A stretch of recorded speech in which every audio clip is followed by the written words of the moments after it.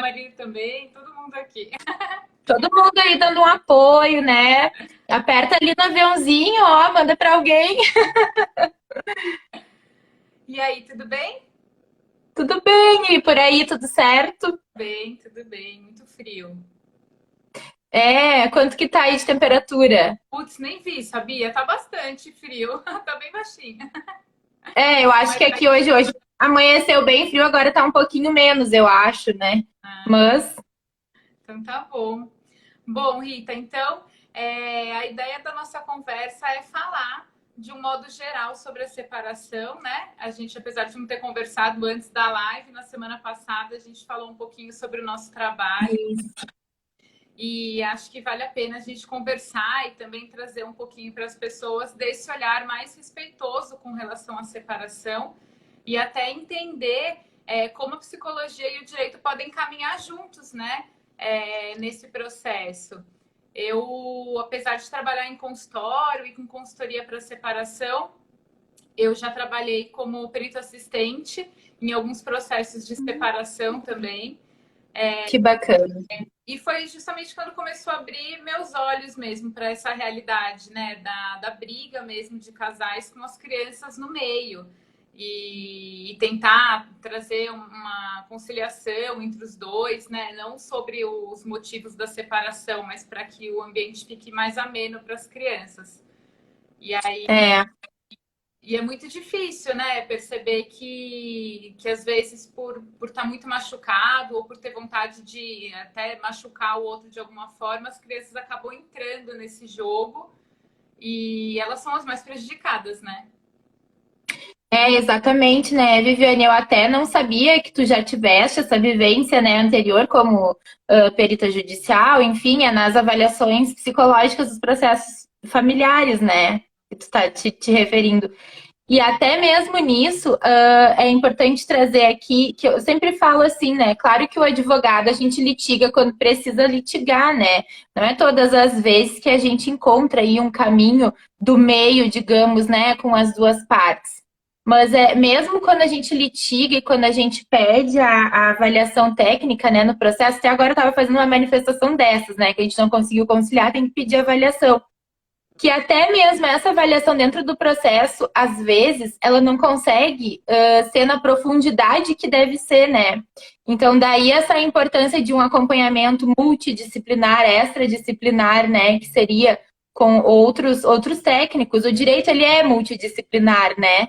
Muito raramente o advogado, os advogados entre si, mesmo que, por mais que queiram conciliar, vão conseguir alcançar, né, para essas partes envolvidas e principalmente para a criança, o atendimento de 100% do que o cliente busca. Uhum. E essa observação, esse olhar mais acolhedor, né, eu vejo assim que ocupando um espaço mesmo de amor e de acolhimento, deixando um pouco o litígio de lado, a gente pode até litigar sobre bens, sobre valores, mas assim, que a criança não se torne um objeto, né? Exatamente. E eu sei, eu não estou aqui dizendo que é uma tarefa fácil, porque a gente sabe que não é. E muitas vezes a gente percebe que o pai ou a mãe ou até outros familiares inseridos nesse contexto acabam objetificando a criança e não é nem intencional. Às vezes é por uma falta de esclarecimento, uma falta de conhecimento do impacto que aquilo ali pode ter. Tanto que a gente senta, conversa e a gente consegue fazer entender muita coisa, né? Então, assim, eu achei sensacional o teu trabalho quando eu conheci, quando te vi, né, e vi o teu viés de atuação. Eu nunca tinha visto. Eu conheço algumas psicólogas, né, aqui em Porto Alegre, e eu nunca tinha visto um trabalho. Se tiver, né, até eu não conheço de uma psicóloga que faça esse acolhimento voltado para a criança, né? Assim, não importa o pai e a mãe, a gente tem que aqui olhar para a criança. Exatamente. E é o mesmo que eu falo sempre para os meus, para as minhas clientes, né? Olha só, a gente vai ter que sempre te deixar em segundo plano. Primeiro vem as crianças. Ah, é claro, a gente entende, né? Eu mesma sou um ser humano, eu sinto às vezes até ódio da outra parte, enfim. Mas assim, não é isso que interessa. O que interessa é a criança estar assistida, estar atendida, né? Uhum. Então eu achei muito sensacional a tua abordagem. E a gente precisa de mais profissionais assim, né? Que bom te encontrar, que bom que o teu atendimento é online a nível Brasil, né? Que a gente pode até referenciar quando precisar, né? Exatamente, é. Até conversando com você, você comentou de alguns processos online, né? Porque, na verdade, é difícil a gente perceber e encontrar dentro de um processo de separação de casal alguém que olha para os filhos, né? Para a criança, para o adolescente. Então, esse acolhimento ele é muito importante mesmo.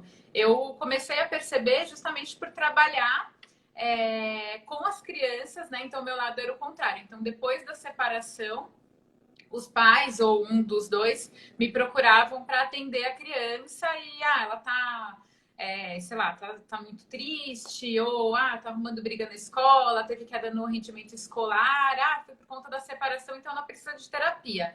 E aí, lá no início, né, há uns 6, 7 anos atrás, eu comecei a atender a criança pensando na própria criança. Então, trabalhava com ela a elaboração da separação, mas eu percebi que aquilo não era suficiente, porque como é que eu posso, 1 hora por semana, sozinha com a criança, dentro do consultório, que é um espaço super neutro, né? Não tem briga, discussão ali no dia a dia, e é legal para ela, é divertido, é lúdico. Como é que eu consigo, 1 hora por semana, mudar o mundo dela? Ainda que eu chame os pais, que a gente converse, né?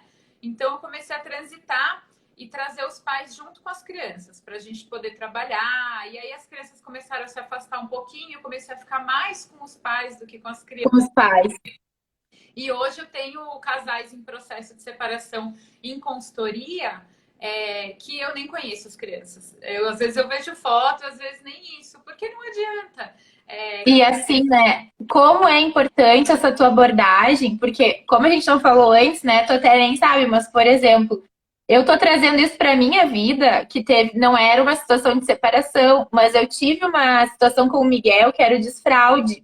O desfraude super assim, ele tava com quase 4 anos, ele não desfraudava. Daí eu fiz exatamente isso que tu acabou de relatar. Eu fui pra terapia. Aí a terapeuta solicitou, né, a psicóloga que eu fosse sozinha na primeira consulta. E lá eu descobri que não era o Miguel, era eu que precisava de um atendimento psicológico, porque eu não estava deixando o meu filho crescer. Eu que estava mantendo ele ali naquela condição de bebê por uma questão psicológica minha. Então, assim, com o primeiro atendimento eu já consegui o desfraude e era eu que precisava ser trabalhada, não era ele. E foi uma virada de chave. Então, assim, ó, é a mesma questão que acontece, né? Porque se nós temos o pai, a mãe, e eu até acredito, eu não sei se é o teu caso, mas acontece de às vezes tu ter que abordar outros familiares, tipo avós. Então, se a gente tá com esse núcleo aí todo estruturado e entendido, muito raramente a criança vai ter algum problema em decorrência disso quando a coisa está resolvida, né? Porque os agentes de mudança do mundo da criança são os familiares, né? Não tem jeito. Exatamente. Então, geralmente, eu além de conversar com os pais, né? Se tem avós ou tios, alguém muito perto, eu também trago. E escola, para ter observação de longe, para ter professor, coordenador por perto, né? Agora a gente está em pandemia, mas até antes disso, Claro. a gente estava em escola. Porque a gente tem que ter um olhar mais amplo mesmo para a criança e como ela se manifesta em todos os ambientes, né? E aí, meu Exatamente. faz é sempre isso.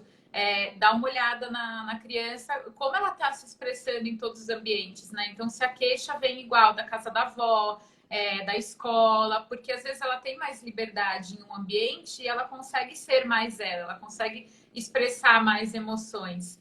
E aí, o que a gente vê como isso mau comportamento. E não, Uhum. que ele está mais livre, que ele consegue colocar para fora as emoções, que ele espera ser acolhido de alguma forma, né? Então, esse processo ele é muito minucioso, porque não tem regra, né? O que a gente vai fazer? Até eu coloquei a caixinha de perguntas, né? Uhum. E muita gente perguntou sobre como contar para a criança. Criança de 1 ano, de 2 anos, de 6 anos. Não tem uma fórmula mágica. Todo esse processo Exatamente. ele é feito a partir daquilo que você observa em casa. Então, você tem conhecimento, você estuda, você trabalha o seu emocional para também lidar com o seu ex ou com a família. e para entender seu filho, e aí vai colocar em prática à medida que ele demonstra que consegue entender já, né, que está preparado. Então não tem, é difícil a gente falar, então é melhor falar no dia tal, do jeito tal, porque não tem como. É, não vai ter uma fórmula, né? Cada núcleo vai, cada criança ali compatível com a sua idade, com a sua maturidade, seu entendimento, né? Vai ter uma abordagem diferente. E é muito interessante falar sobre, assim, as famílias, né? Porque na prática, assim como eu vejo, tu com esse trabalho, eu imagino que tu veja também, e inclusive quando tu pegava lá, né, as avaliações, a gente vê, às vezes, um ambiente muito conflituoso e assim, gerado pelas avós, né? Normalmente é pelas avós, né? As avós, mãe da mãe, mãe do pai. Eu tenho alguns casos que os avós homens, né, também interferem, mas quem tem essa ligação mais direta normalmente com seu filho, a sua filha, que são os pais que estão ali, são as suas mães, né? Então, às vezes, a gente tem aí umas questões, eu tenho até uma ação que a avó solicita convivência, né, com a neta, porque, enfim, é um ambiente conflituoso com a mãe, né, com a ex-nora, no caso, e, e até a gente sabe, né, que eu sempre falo, né? Não, o genitor, né, quando nos dias que ele está com a criança, o ideal é que ele promova essa convivência da criança com a sua avó. Só que quando a convivência ela é muito pequena, muito escassa, fica muito difícil um pai que pega essa criança 1, 2 dias só por mês, promover a convivência familiar com todo mundo, né? Porque... E eu vejo assim que é uma comunidade, né? Eu vejo pelo meu filho, ele sempre eu trago para minha vida, né? Se fosse comigo, eu sempre faço esse exercício, né, para eu tentar entender, claro, a minha cliente. Então eu fico pensando assim, o meu filho, o Miguel, né? Ele tem 5 anos, ele transita livremente pelas duas famílias e ele é uma criança que ele tem um relacionamento de final de semana com as duas famílias. E eu vejo que ele se sente livre, confortável, seguro, amado com as duas famílias. Eu não tô falando de vô e vó, eu tô falando dos tios, dos primos e da bisa junto. Então, assim, se hoje eu me separasse, eu não consigo elencar quais as pessoas eu diminuiria a convivência do Miguel, sabe? Então, assim, às vezes é muito importante essa comunicação, né? Ver qual é a extensão ali familiar. Claro, eu tenho irmãs, por exemplo, daí eu tenho sobrinhos que não convivem com as famílias, tanto na assiduidade que o Miguel convive. E tá tudo bem, tá todo mundo bem, não, né? Mas tem que se encaixar ali no caso concreto, na necessidade diária daquela criança, né? Daquela família. É porque tem toda aquela família extensa, né? Então, quando você não é a convivência com o pai ou com a mãe que vai diminuir, é a convivência com os avós, com os tios, com os padrinhos, com os amigos, né? Que são daquele lado. Então, exatamente. Os amigos do pai, por exemplo, quando a criança está só com a mãe, ela perde o contato praticamente, porque é como você falou, o pai pega um final de semana a cada 15 dias, como que essa criança vai ter um tempo de qualidade com o pai, ao mesmo tempo que ela vai ter um tempo de qualidade com os avós, ela vai visitar os primos, ela vai visitar os amigos. E aí, quando essa quebra acontece de uma hora para outra, então teve a separação, começou briga, e aí não tem aquela flexibilização. Então, putz, mas hoje é aniversário do primo, mas o final de semana é meu, então né? As coisas são feitas de uma forma, no calor da emoção, que tem uma interrupção que é muito difícil voltar depois. Ainda que os ânimos acalmem, que as coisas fiquem mais tranquilas, claro, já foi estabelecido. E aí a criança já perdeu a afinidade com os primos, com os tios, né? Com sei lá quantas pessoas participavam do dia a dia dela. Exatamente. E assim, né, Viviane? Essa é a tua área. Se eu falar bobagem, pode me corrigir aí mesmo ao vivo. Mas o que eu costumo dizer? A gente não ama as pessoas com quem a gente não convive. A gente não cria vínculo afetivo, a gente não cria afinidade, confiança, segurança nas pessoas com quem a gente não convive. E a gente nem precisa olhar para as crianças, é só tu olhar para ti, eu olhar para mim. A gente cria afinidade, a gente sente falta, a gente sente saudade, a gente confia nas pessoas com quem a gente convive. E se corta essa convivência, faz como, né? Exatamente. E eu não sei, assim, me parece, aí tu que vai poder dizer melhor, que tem ali uma idade que para a criança, quando as pessoas somem, elas têm a sensação de perda, de morte, né? Eu não sei qual é essa idade. Eu É estava uma idade bem cedo, né? Eu acho. com um casal em consultoria que estão comigo agora, justamente isso, surgiu esse assunto semana passada. Às vezes, no dia a dia, a gente tenta poupar as crianças de alguns termos, de algumas realidades, né? E aí uma coisa acaba misturando na outra, na cabecinha da criança. Então, tem criança, por exemplo, né, uma criança até em específico, que perdeu um avô há um tempo atrás e o avô virou estrelinha porque ele não tá mais aqui. Mas cadê? Ele não tá, ele foi morar muito longe, virou estrelinha. E passou. E aí, com a separação dos pais, o pai vai morar longe e para a criança ele morreu, porque já que ele vai morar longe, assim como meu avô, meu pai virou estrelinha. Olha que difícil. Tudo bem que o pai pode participar e tudo mais, mas assim, é um distanciamento que fica muito confuso para a criança, né? Eu passei pela separação, por 2 separações importantes quando eu era criança. Na verdade, a separação dos meus padrinhos quando eu era criança e dos meus pais quando eu era adolescente. E eu era muito próxima dos meus padrinhos, muito. Meu padrinho é irmão da minha mãe e a minha madrinha era mulher dele na época, né? E eu, até uns 7 anos, eu dormia na casa deles de final de semana, eu encontrava com eles durante a semana. Era assim, o amor da minha vida. Eu só soprava velhinha no colo da minha madrinha no meu aniversário. E eles se separaram quando eu tinha 7 anos.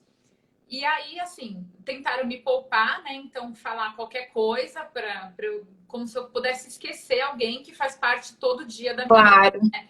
Então, eles se separaram e aí eu lembro que eu perguntei para minha mãe, mas por quê? E ela falou, cada um quis fazer uma coisa diferente da vida e eles foram cada um para um lado. E aí, eu com 7 anos, olhei para ela e perguntei, por que eles não podem ir cada um para um lado durante o dia e se encontrar em casa à noite? Exatamente. Aí, é tão mais simples, né? Pois é, uma ingenuidade. E aí, com todo esse rolo que talvez eu nunca saiba tudo o que aconteceu, acabou que a minha avó assumiu muito as dores do meu tio na época, afastou a ex-mulher dele, né? Então ela parou de conviver com a gente, aí com o tempo ela mudou, saiu de São Paulo e tal. E eu fiquei mais de 10 anos sem encontrar com ela. Perdeu a afetividade. Totalmente. Não tem. Eu fui encontrar com ela, acho que eu fiquei uns 15, viu, sem encontrar com ela. Eu já trabalhava, eu achei ela no LinkedIn. E aí a gente se encontrou, eu fui visitá-la na casa dela, mas assim, é uma relação que até hoje, se você abre nossas conversas, é só lamentando a vida que a gente não viveu junto, porque não existe mais essa afinidade. Não tem como recuperar, né? Não tem como recuperar, não tem como. Então, foi maldade de alguém? Da minha mãe, do meu tio, dela, da minha avó? Não foi maldade, mas na hora do calor da emoção, as coisas acontecem de formas que são irrecuperáveis, né? Então, é importante a gente olhar para a criança como um ser que tem direito de conviver com a família inteira. E aí, claro que nesse ponto a gente exclui situações de risco, né? Claro. Mas né, não pode ser considerado, então, uma convivência numa relação abusiva, perigosa, que tem alguma restrição, aí a gente tem que desconsiderar. Mas, de modo geral, existe uma situação de acúmulo de estresse no casamento, ou uma traição, problema financeiro, isso gera uma separação e que às vezes você tá com raiva do outro, no calor da emoção você tenta qualquer arma, qualquer recurso para ferir o outro e inconscientemente às vezes essa arma é a criança. E aí, como você falou, né, os avós assumem o lado dos filhos e aí cria uma familiar muito grande. Que vem, por exemplo, um caso que eu sempre trago para discutir, que são os eventos da criança. Então, a criança tem uma apresentação da escola, tem formatura, festa de aniversário, e aí ela tem que escolher, ou ela tem que entender que metade da família dela vai participar, porque os avós não podem se encontrar, porque o pai não pode encontrar com a mãe, né? E quanta coisa que não gera na cabecinha da criança de ansiedade, e isso é muito comum. Né? A criança Não, e de ansiedade, e assim, né? A gente não tá aqui dizendo que as pessoas fazem isso de propósito, né? Que alguém acorda de manhã e diz: não, hoje eu vou usar o meu filho para ferir o pai dele, o meu ex-marido, enfim. que a gente está dizendo aqui? Por exemplo, eu tenho pais separados desde os 4 anos de idade. E foi uma separação muito traumática para eles, acredito, e para as 3 filhas. E eu era a filha mais nova. Para tu ter ideia, eu lembro de coisas que aconteciam aos 4 anos. Eu lembro de coisas que aconteciam enquanto a gente ainda morava na casa do meu pai. E aí, agora tu foi falando, né, essas questões da escola e tal. E eu fui lembrando de uns casos que eu tenho. E eu fui lembrando que, por exemplo, nas datas de Dia dos Pais, a minha mãe ia. Mas eu tenho pai vivo, por que que a minha mãe ia? Tava lá o pai de todo mundo. Hoje a gente tem o dia da família e tal. Mas assim, ó, tava lá todo mundo com o pai e o meu era a minha mãe. Mas por que se meu pai é vivo? Se eu não sou filha de pai morto, eu não sou órfão de pai, entendeu? Claro, daí a gente usava aquela questão, né? Meu pai sempre trabalhou muito, hoje ele ainda continua trabalhando, ele tem um comércio. Claro que ele. Hoje eu sei que meu pai não ia fechar o comércio para ir lá no Dia dos Pais. Mas quem sabe desse essa escolha para o meu pai. E assim, eu não estou dizendo que a minha mãe foi uma mãe ruim. Não, é falta de conhecimento. É a falta dessa informação, de olhar para a criança não como um objeto, né? De tipo, eu sempre sei o que é o melhor para o meu filho. Não. Quem sabe se o teu filho tivesse maturidade para se expressar, tu, quando tu era filho, tu não queria os dois, né? Então, assim, é um sujeito de direitos, né? Não é um ser humano, é um indivíduo. Só é criança, só é menor de idade, mas Exatamente. tem que ser considerado. E eu tive um caso até de uma moça que eu atendi há muito tempo atrás. E assim, ó, tinha uma situação ali de violência doméstica, mas era uma violência doméstica contra ela, o que é inaceitável. Só que não existia com a criança, com a filha, né? Não existia nada, assim. Claro, fora ali as discussões que os dois tinham, né? Mas enfim, já tinha se instalado a separação e tal. E a gente estava em época de final de ano. E aí era. E aí vem também o papel do profissional que está atendendo, né? Porque daí tinha a festinha de final de ano da escola, a festa da família, né?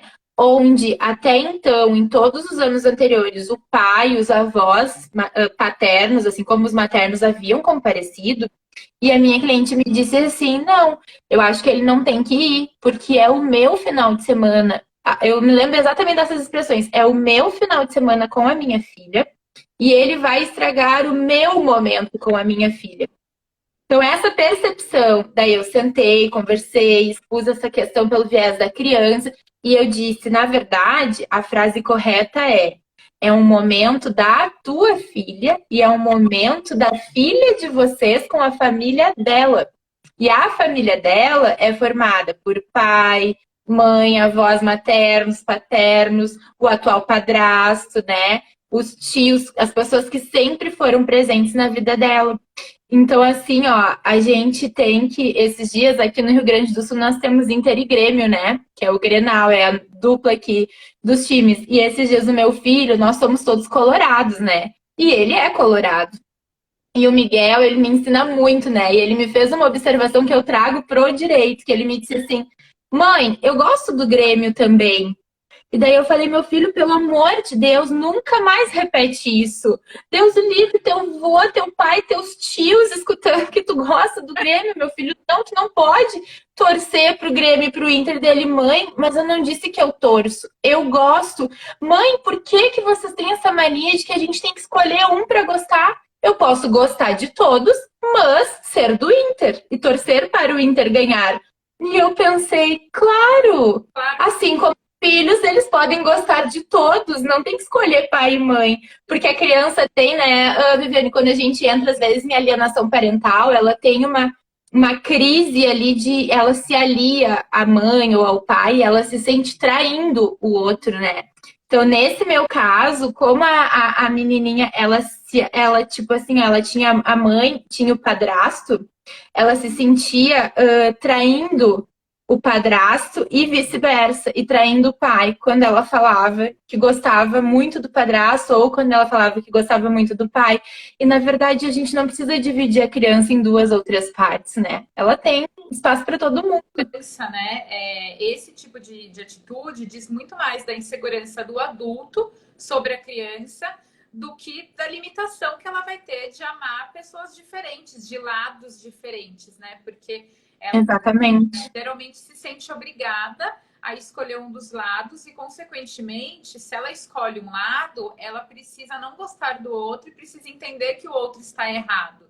E olha que duro quando você está falando de uma família dela, né? Então, isso é super, infelizmente, é super comum. E não é consciente, né? Não é algo que os pais colocam. E a segurança fala mais alto, né? Eu já tive atendimento, por exemplo, não só uma vez, algumas vezes.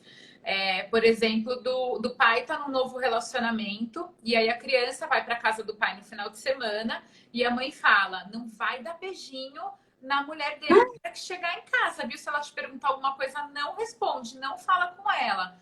É uma mãe ferida que tem que ser acolhida. Por outro lado, Claro. a criança, imagina só, a criança entra, aí uma pessoa tá carinhosa com ela, tá dando oi para ela, ela se sente obrigada a não responder. Daí é uma criança que quer ser agradável, mas ela se sente obrigada a ser desagradável, porque se ela for quem ela é, ela trai a mãe. Olha que Vai entrar em conflito com aquilo que a mãe espera dela, né?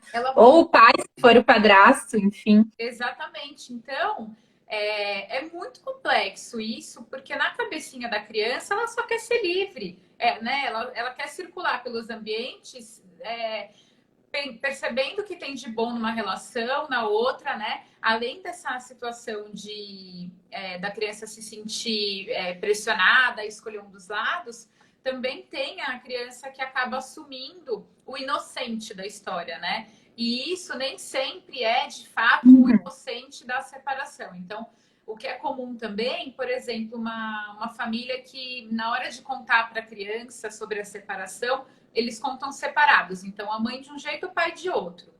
Um tá vitimizado, não no aspecto de fui traído ou alguma coisa assim, mas eu estou muito triste, estou muito frágil, vou chorar. E o outro, não, tá, filho, vai dar certo.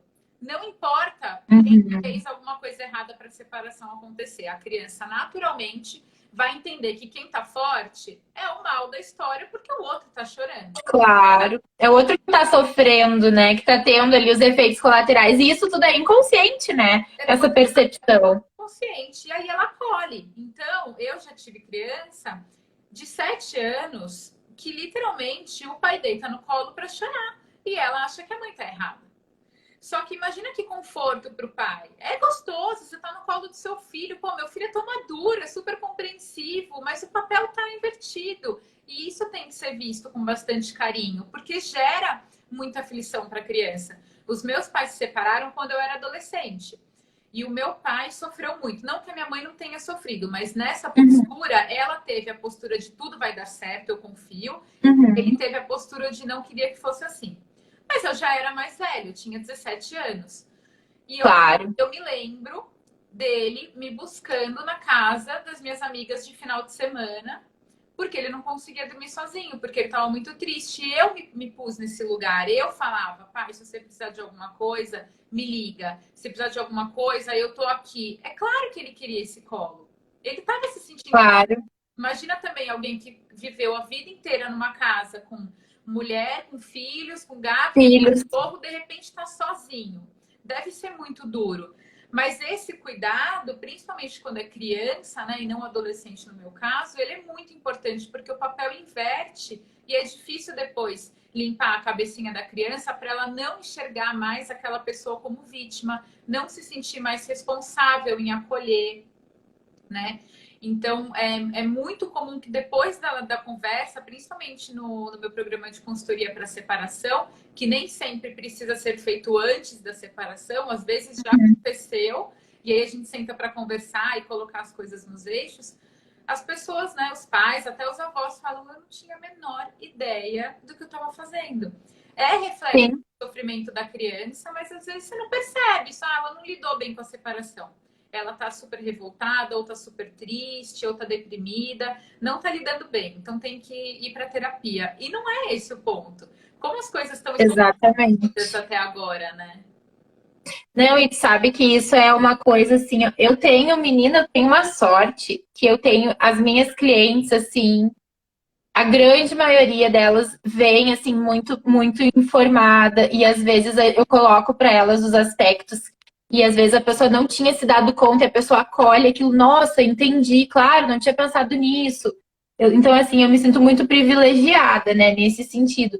Mas às vezes tem aspectos que até a cliente ainda não percebeu e que a gente tem que chamar atenção. Por exemplo, eu tenho uma cliente que no primeiro atendimento ela me disse assim, ó, não, nós temos muitas questões como casal, ex-casal, né? Como companheiros, como homem e mulher. Aí até tinha uma situação assim de uso de álcool e tal, e ela me disse assim: ah, não, ele só faz isso quando ele tá sozinho. Quando ele tá sozinho, ele fica muito mal. Quando ele tá com o nosso filho, ele fica muito bem, tanto que às vezes ele me liga e diz, posso pegar o fulano? E eu digo, pode, porque eu sei que é porque ele vai ficar bem. Aquilo ali vai ajudar ele. Daí eu disse, sim, eu te entendi, mas nós temos que ter atenção, porque esse não é o lugar dessa criança. É uma criança de 3 anos de idade, que ela não tem que ser o calmante do pai ou da mãe. Tudo bem, uma vez, 2 vezes, agora toda vez que a pessoa sente que vai colapsar, que vai entrar em crise, é assim, ó, por mais que a criança não entenda, eu acho que até dela, né? uma forma assim, não expressiva, mas ele tá transferindo aquilo ali para a criança. E de repente é uma pessoa que precisa de um psicólogo, um atendimento psicológico, um atendimento psiquiátrico, né? E não de um atendimento assim, ó, ou qualquer outra terapia, enfim, cada um sabe o que lhe serve. E não colocar, depositar na criança essa. Enfim, eu não sei nem como nominar, né? Esse remédio, para que não entre em crise, né? Né? A ideia é que esse tempo ele seja usado com muita qualidade, não para que a criança cumpra um papel de deixar o outro sóbrio ou de deixar o outro. Exatamente. Para eu ficar bem, eu preciso do meu filho. Você tem que estar bem para oferecer para ele um ambiente estruturado, equilibrado, uma criação, né, consistente, com valores. E não porque ele tem o papel de te curar ou de te fortalecer, nem nada disso. É claro que os filhos fortalecem, porque tem toda a questão de você querer um claro. melhor e você se sentir bem e precisar ficar bem por eles. Mas é uma questão muito diferente quando você sabe que se entrega, quando a criança não tá, e quando Exato. o papel de te deixar bem é um peso muito grande, ainda que a criança não saiba. E essa objetificação da criança, ela vem muito nesse aspecto. Nem sempre ela é um objeto porque ela está sendo disputada como o móvel da sala. Às vezes ela é um objeto porque ela é colocada na situação conveniente para os adultos. Então, é conveniente para mim que ela fique a cada 15 dias no modelo tal. É conveniente para mim que hoje ela fique aqui e ainda que tenha um evento importante do seu lado, aniversário da avó, ou coisa, não, porque no próximo final de semana eu já tenho outra coisa para fazer e eu não vou flexibilizar para você, porque eu não vou facilitar para você. E aí começa a entrar nessa disputa. Não é para o outro, né? Que a pessoa dificulta, é para a própria criança, né? Exatamente. Tem um cenário muito triste, mas que também é muito inconsciente. A gente não está aqui nem para julgar quem faz, porque às vezes não dá para enxergar mesmo, né? Mas eu já vi na determinação, né, depois da separação dos dias, um dos pais, por exemplo, falar, vai ficar com fulano na terça, porque é o dia que tem futebol, porque é o dia que tem outra coisa. Então agora vai ter que se virar, vai ter que largar tudo para ficar com a criança. Poxa, não é esse o papel da criança, né? Perturbar a vida do outro, desestabilizar a rotina. Se te incomoda depois de separado, tanto assim, o dia do futebol, ou do barzinho com as amigas, ou seja lá o que for, você tem que tratar isso, porque é uma questão de casal. Exatamente. Não é uma questão com o filho. Não tem muito cabimento. E assim, né, para os dois lados, né? De repente, a modalidade ali, por exemplo, às vezes existem pais que se valem da guarda compartilhada para perpetuar uma violência doméstica.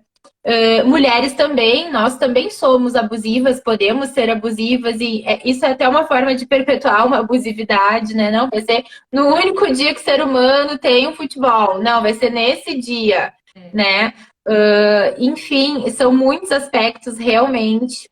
E como é muito difícil, porque quando acontece essa questão da criança estar sendo objetificada, eu digo assim, seguramente, eu acredito que as pessoas não têm noção, porque quando tu tem noção, né, do todo, e às vezes, e na maioria das vezes a gente consegue trazer isso para o cliente, enfim, né, para quem se atende, a pessoa é muito bonito de ver a virada de chave, né? Quando a pessoa diz, te entendi, eu não tinha me dado conta, e entendi perfeitamente, te entendi, enfim, tipo assim, não quero mais fazer isso, porque realmente, né? Mas às vezes a pessoa precisa de um auxílio realmente. É.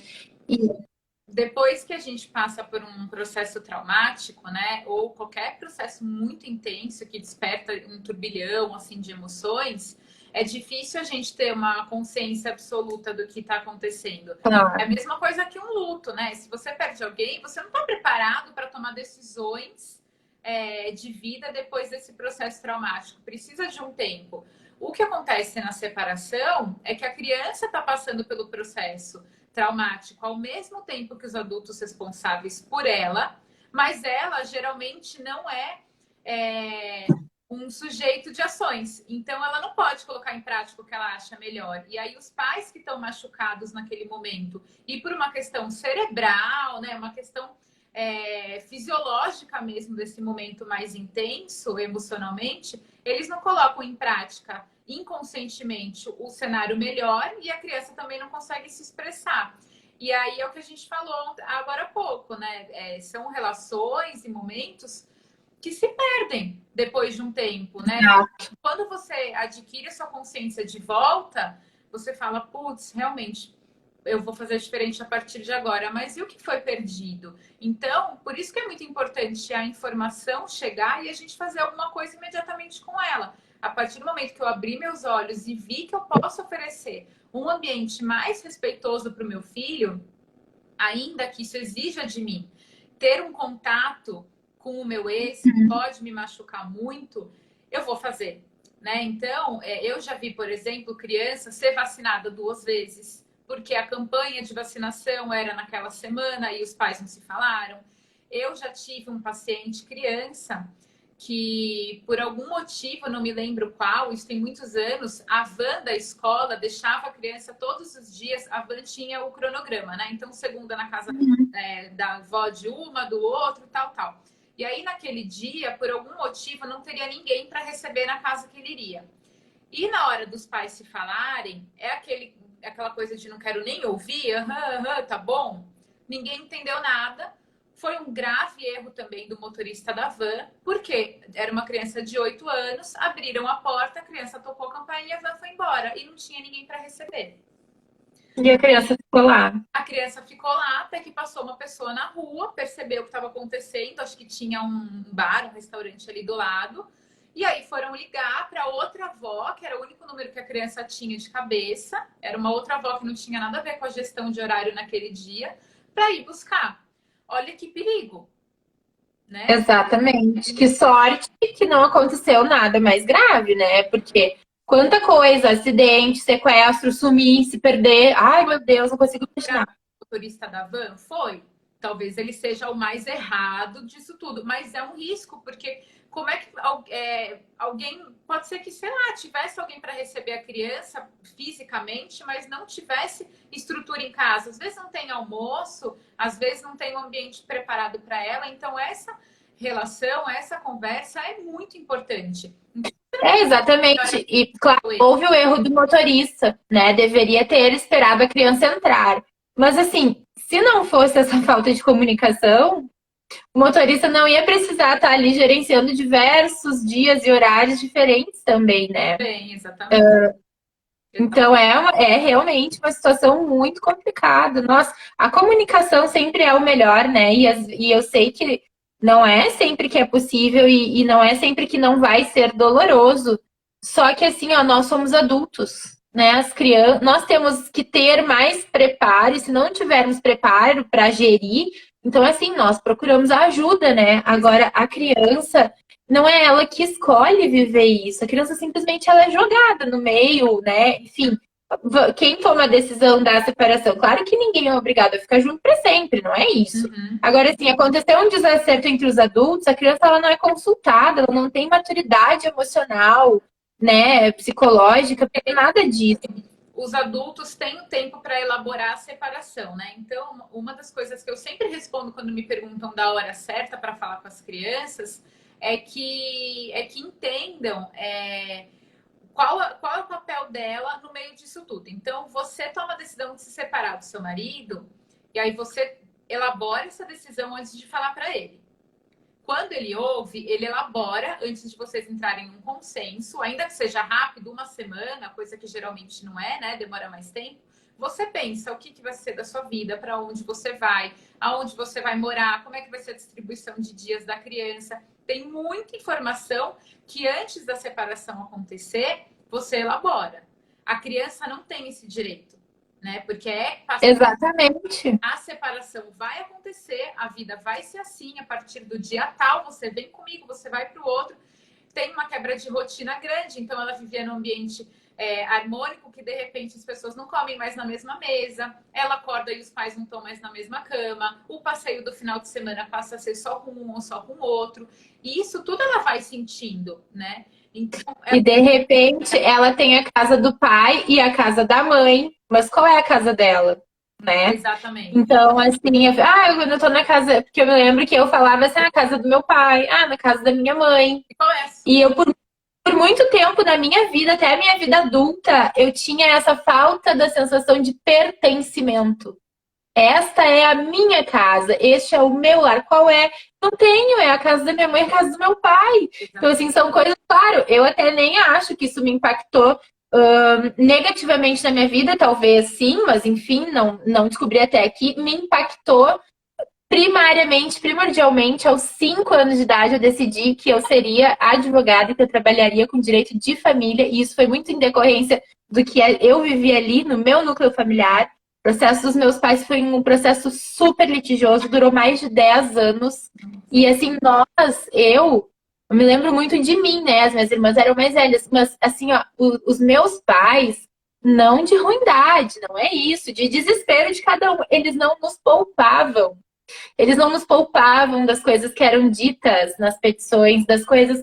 Às vezes eu vinha no pai, eu ia pra mãe, eu comentava uma coisa. Aí, quando eu voltava no pai, o pai tava me questionando que aquela coisa que eu falei tava no processo, que daí a mãe tava.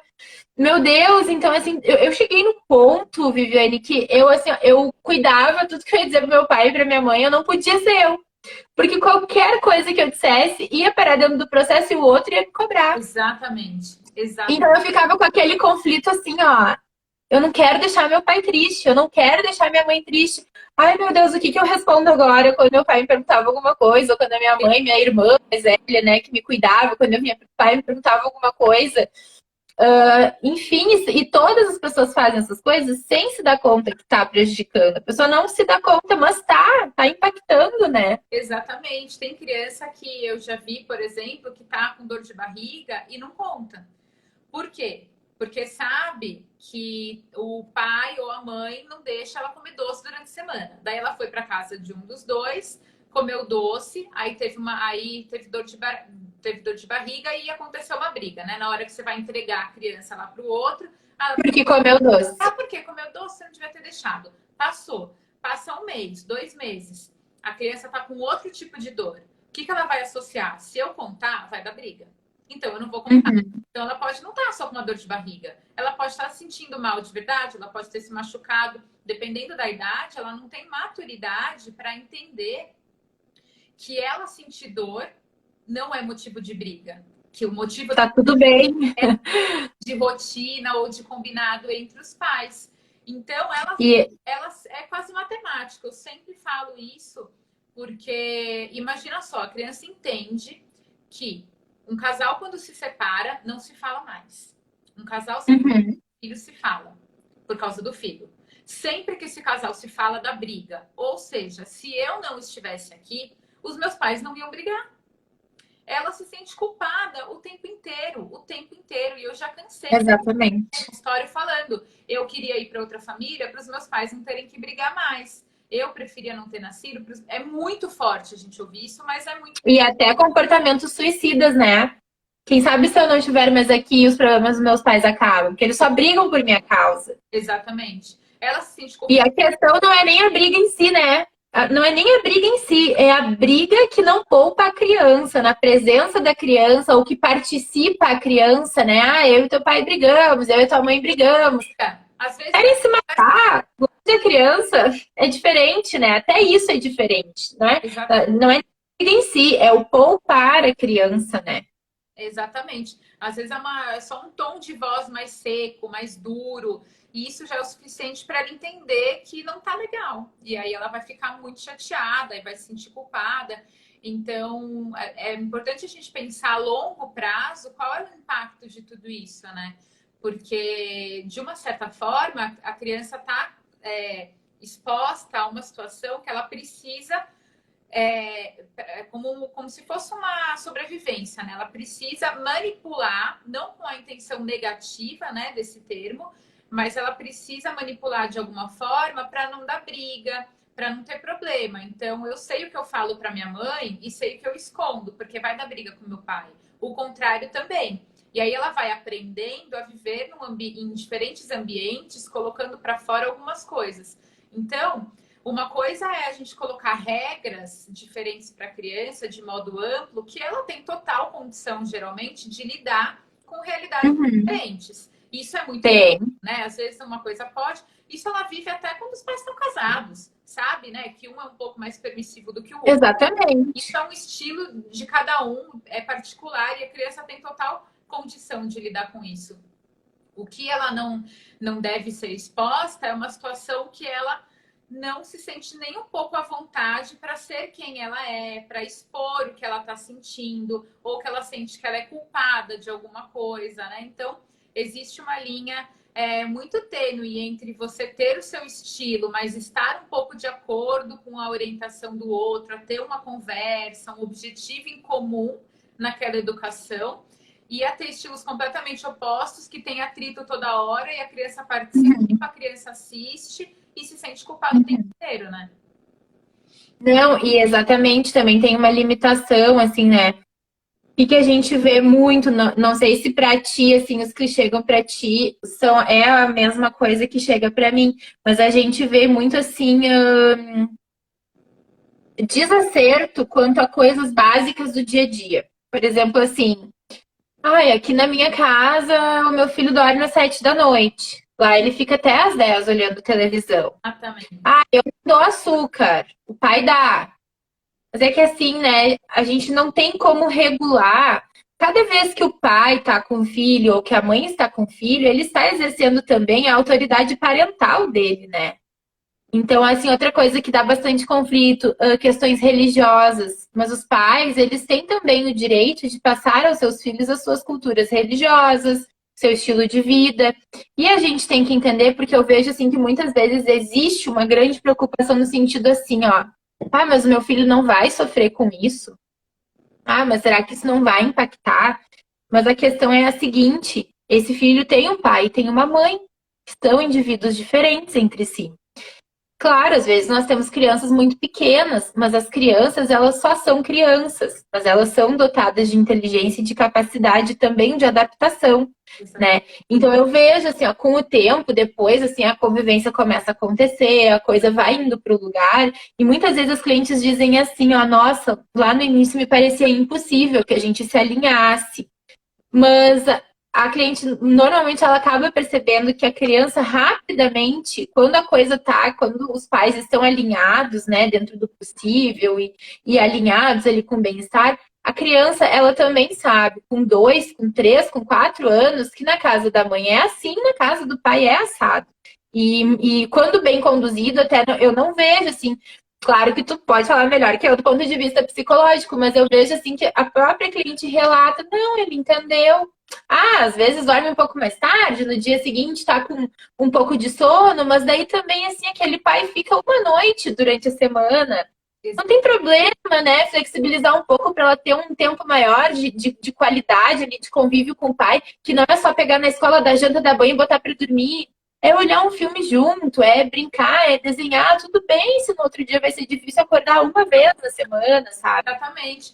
Acontece muito dos pais quererem exercer aquilo que eles consideram importante ou que tem valor para eles, como questões religiosas, como você falou e tudo mais, e eles têm de fato esse direito. O que a gente fala como orientação para esse alinhamento é que não seja escondido, para a criança não achar que está errado.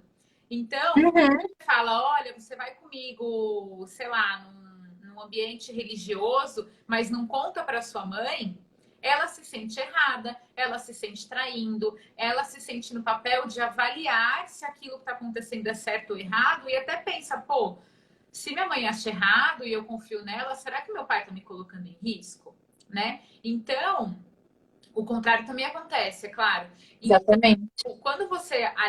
A questão do alinhamento entre o casal, entre o ex-casal, não é então vamos seguir a mesma religião. Não precisa ser. Não. A criança vai ser exposta dentro de um ambiente respeitoso e vai se sentir livre para escolher aquilo que ela quer, sem ser Uhum. pressionada a mudar, né? A questão do horário que você trouxe, eu sempre trago como exemplo, porque tem uma linha biológica que é importante a gente seguir. Então, como que funciona o corpinho de uma criança que, sei lá, numa guarda compartilhada, por exemplo, 2, 3 vezes por semana dorme às 11 da noite, sem jantar direito, e a outra metade da semana ela dorme às 7h30 com uma boa alimentação. É claro que o ideal é que eles se alinhem para chegar no meio termo, né? Claro. Ela vai dormir um pouquinho mais tarde numa casa, um pouquinho mais cedo na outra, porque ela é prioridade naquele momento que ela está com um dos pais, né? Então você vai ter que se organizar para chegar mais cedo do trabalho, para ter um cardápio mais nutritivo. Tudo bem, mas não tem que ser a risca. Ah, então vai ser às 8 horas da noite nas duas casas. Não, pode ser que uma seja às 7h30, outras 9. Tá numa linha, não precisa ser às 6 e às 11, porque o corpo dela Exatamente. para funcionar, para ela prestar atenção na escola, para ela gastar energia com esporte, para ela se sentir disposta no outro dia, né? E até porque, mesmo quando a gente vive no mesmo ambiente, a gente não concorda 100%, Exatamente. né? Às vezes, assim, uma coisa que eu não acho tão grave, o pai do Miguel já acha, nossa, isso não pode. Mas eu brinco assim, ó, não. Aí o que a gente chegou no consenso? Um não desautoriza o outro. Às vezes ele me diz assim, pô, tu devia ter chamado atenção assim, essa. Eu digo, não, mas é que eu tenho outra visão de vida. Pra mim, virar um copo de água não é grave, isso acontece. Até eu viro às vezes, né? Um copo de água, um copo de suco. Bem capaz que eu vou gerar ali como é que eu vou dizer, uma reação de não faça isso. Poxa, ele tem 5 anos, escapou da mãozinha, tá tudo bem, sabe? Daí, tanto que ele me olha e diz, mãe, ele me pergunta muito assim, ó, mãe, quando tu tinha a minha idade, tu virava copo de água? Agora, quinta, ele perdeu um dentinho, né? Acordou quarta com o dentinho mole, daí ele me disse assim, mãe, quando os teus dentes caíam, tu chorava? Daí eu falei, filho, assim, ó, a mãe se lembra muito dos dentes da mãe, molinhos e tal. Mas a mãe não chorava porque a mãe não sentia dor. Mas se tu sentir desconforto, se tu te sentir assustado, se tu sentir vontade de chorar, não tem problema, né? Nós somos indivíduos, tu pode sentir vontade de chorar, um desconforto. A mãe não sentia dor, mas talvez tu sinta. Então, assim, nem quando a gente tá todo mundo junto, a gente consegue alinhar 100%. Não vai ser em ambientes separados que a gente vai conseguir alinhar. Não vai. A questão é oferecer um ambiente respeitoso para a criança. Então, para ela crescer uma pessoa respeitosa, ela tem que ver isso como modelo naquelas pessoas que são de referência para ela. Né? Então, será que hoje os adultos intolerantes a qualquer causa que seja, Uhum. eles tiveram opções de escolha quando eram mais novos? Eles viram dois cenários e puderam respeitar e aceitar, ainda que um não quisesse ou não concordasse? Então, é um modelo que a gente coloca hoje para as crianças e que vai mudar toda a história delas mais para frente. Então, Exatamente. se o pai é de uma religião e a mãe de outra, ela é livre para escolher o dela, não tem certo ou errado.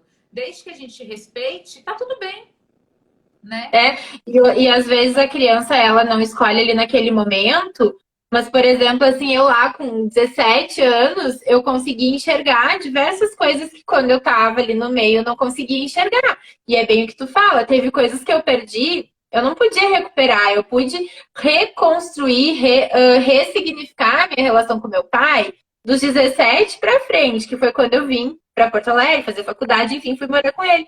E a minha surpresa foi tão positiva que eu descobri que o meu pai, ele era uma pessoa maravilhosa. Que assim, aquilo. E aí eu entendi. E quando eu virei mãe, foi que eu consegui realmente dissipar dentro de mim, porque eu ficava por muito tempo eu pensei assim, poxa, olha só o que a mãe fez comigo. a mãe fez comigo, né? Era isso que ficava, poxa, ela me fez acreditar que o meu pai era assim, era assado. Eu levei muito tempo para entender que aquela era a percepção dela. E que eu acho que talvez o meu pai realmente era assim, ou assado para ela, como homem. Mas para mim, como pai, aquilo ficou prejudicado, né? Ele ficou, nossa relação ficou prejudicada. O nosso tempo está acabando, só queria te pedir uma coisa. Que isso não é do ponto de vista psicológico, eu queria que tu falasse que também é possível e é recomendável essa abordagem psicológica também para pais que nunca foram um casal. Tem as crianças que já nascem naquela família que os pais já não estão juntos, ou que eles nem chegaram a ser um casal, ou que a separação ocorreu na gestação. Sim. Que também necessita dessa condução interdisciplinar, né? Com certeza, com certeza. Porque esse ambiente respeitoso e equilibrado, ele é muito importante para que a criança cresça de uma forma equilibrada, saudável, né? Que tenha valores, e não só no sentido biológico, como a gente estava falando. Então, todas essas orientações são para qualquer tipo de família, né? Então, se foi casado, se não foi, até para os avós, às vezes, que no dia a dia ou moram junto ou não, mas que estão ali participando. Então, é o tipo de informação que é muito importante. Então, nosso tempo está realmente acabando, está pitando. 1 minuto. 2 minutos. Eu não vou ler aqui as perguntas que deixaram, mas eu vou pedir que quem puder copiar ou me mandar lá no direct, a gente vai respondendo ao longo da semana. Eu posso ir respondendo ou no particular, quem não quiser se expor, ou vou respondendo em post mesmo. Vai ficar gravado, deve subir para o IGTV já já. Mas quem ainda quiser continuar conversando, tiver dúvida, vai mandando. Nos mandem sugestões, a gente pode falar em outros momentos também sobre outras questões. Na semana que vem, dia 10, sexta-feira, eu vou dar uma aula ao vivo também, gratuita, então todo mundo pode participar, só precisa se inscrever, o link está na minha bio já, sobre o impacto da separação para as crianças. Então, eu vou falar do aspecto mesmo da cabecinha da criança, de tudo que gera e como que a longo prazo a gente pode tentar minimizar o lado negativo da separação, né? Porque geralmente, como a gente falou aqui, passa para os pais, então eles passam a ver vidas novas, relacionamentos novos, mas para a criança aquilo não é recuperado. Então, o ideal é que nunca é tarde demais, mas sempre quanto antes melhor. Então, piscou a luzinha aí para você, putz, acho que eu tenho que olhar com mais carinho para essa situação e tal. É importante que as coisas comecem procurar ajuda. Tá? Desculpa, não consegui responder aqui mesmo. Tem umas perguntinhas, algumas aqui, mas me manda lá de novo e eu prometo que eu respondo. Viviane, obrigada. Beijo. Vamos nos falando e qualquer coisa que houver necessidade, a gente faz mais uma. Sim, a gente pode ir conversando, pegando umas ideias por aí, a gente vai conversando, tá bom? Tá, beijão, boa noite.